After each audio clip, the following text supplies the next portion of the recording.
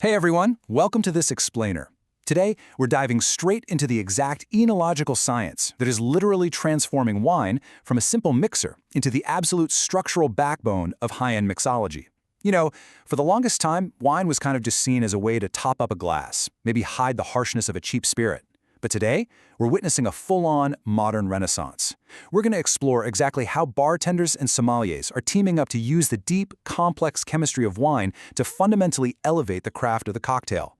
Think about this for a second, because it really challenges the classic cocktail hierarchy. For over a century, right, the spotlight has almost entirely been on the base spirit, the whiskey, the gin, the rum. But what if the true secret to unlocking a mind-blowing drink sits right inside the wine cellar? By shifting our focus directly onto the wine, we start to see it not just as an additive, but as a seriously powerful chemical tool capable of completely rewiring a drink's flavor profile. See, a bottle of wine isn't just a filler. It's a rich source of acids, tannins, and volatile compounds. When a top-tier sommelier looks at a bottle, they definitely don't just see fermented grape juice. They see what we can call a liquid library of complexities.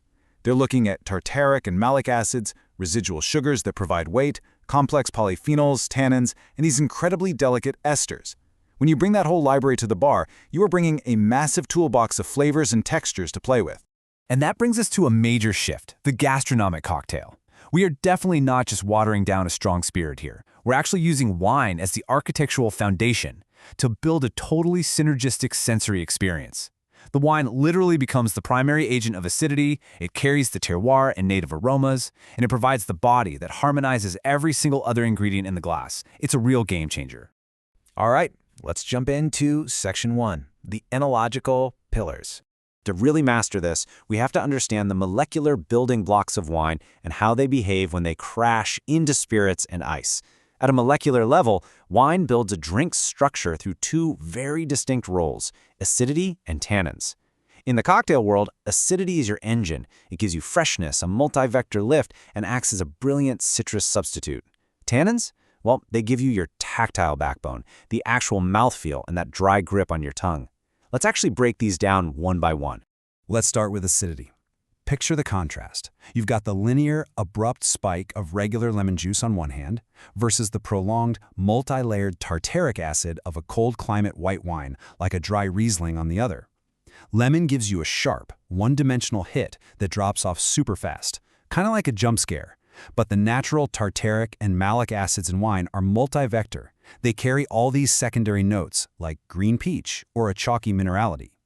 If you swap out half the citrus in a cocktail for a structured white wine, you get this much deeper, longer-lasting flavor arc. Now for the other pillar, tannins. These guys provide the tactile soul of the drink. We're talking about a polished astringency that literally binds to the lubricating proteins in your saliva, creating this perfectly controlled dryness. Why does that matter in a glass? Because that grip is what anchors volatile aromas, like the subtle floral notes in your gin, and it strictly prevents the drink from feeling watered down or flat as the ice melts. It keeps everything standing tall. Moving right along to Section 2, the golden rule of prep. Once you realize just how fragile these enological pillars are, you quickly see that you can't just toss them around like a standard spirit. We need to bust a massive mixology myth right here, right now regarding the shaker. For decades, the instinct has been to just throw everything in a tin and shake it like crazy, to chill and dilute. But when wine is your core ingredient, doing that is actually highly destructive. Honestly, the effects of the shaker are catastrophic for wine. It causes accelerated oxidation, violently destroying those delicate esters, and it creates these cooked or flat flavors. The kinetic energy literally forces massive amounts of oxygen into the fragile wine at high speeds, breaking the volatile aroma chains and causing uncontrolled, rapid dilution. What you're left with is an oxidized mess where the unique nuances of the vintage are just entirely obliterated. So what's the fix? The stir. It is the ultimate golden rule for preservation. By using a mixing glass and gently stirring with ice, you get low dilution and delicate precision. The stir minimizes oxygen, protects that silky texture, and ensures the intricate acidic and tannic structure of the wine stays perfectly intact. It's absolutely mandatory if you want to preserve the terroir in the glass. Okay, let's level up. Section 3, Advanced Alchemy. We're looking at reductions and clarifications. Modern bartenders are basically using kitchen science now. First up is the dense vin syrup. By slowly reducing a tannic red wine over low heat, you evaporate the water and alcohol, concentrating its acids and tannins into a highly potent syrup. This lets you inject the authentic deep structural body of a heavy red wine into a cocktail, say an old-fashioned, without watering it down with excessive liquid volume. It is an absolute game changer for spirit-forward classics. Next is honestly pure magic, the milk punch reaction, which is a highly procedural concept of clarification. Here are the steps. First, you mix your wine, spirit, acid, and milk. Second, the acid instantly coagulates the milk's casein. Third, you carefully filter out the curds. And fourth, you yield a crystal-clear, silky drink. It sounds a little crazy if you've never seen it, but the results are astonishing.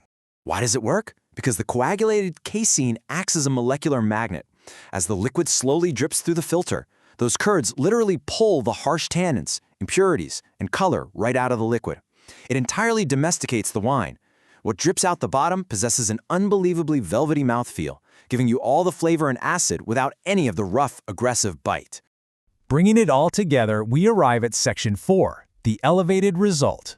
When you respect the science, you create a very deliberate sensory progression. Let's look at the classic New York Sour, which uses a red wine float. On the first sip, you get this tannic attack and a dark fruit grip that actually cleanses your palate. In the second moment, the sweet and sour contrast of the whiskey base hits you from below. And finally, you get this beautifully integrated, complex, long finish. It's a sequential sensory journey designed right into the glass. And this brings us to the gastronomic impact, which is huge. By applying this enological science, you get perfectly balanced pH levels that are way gentler than straight citrus. You get a harmonized alcohol perception, where the wine's viscosity smooths out the high-proof burn. It amplifies terroir, creates an unmatched silky texture, and because of all that structural interplay, the synergistic food pairing potential is just off the charts. So, I'll leave you with this question. Next time you order a complex drink, will you care more about the spirit or the science of the wine? It completely shifts how you look at a premium bar menu, doesn't it? Next time you're out, look for the wine, look for the stir or the clarification, and notice how it transforms your glass into a true masterpiece.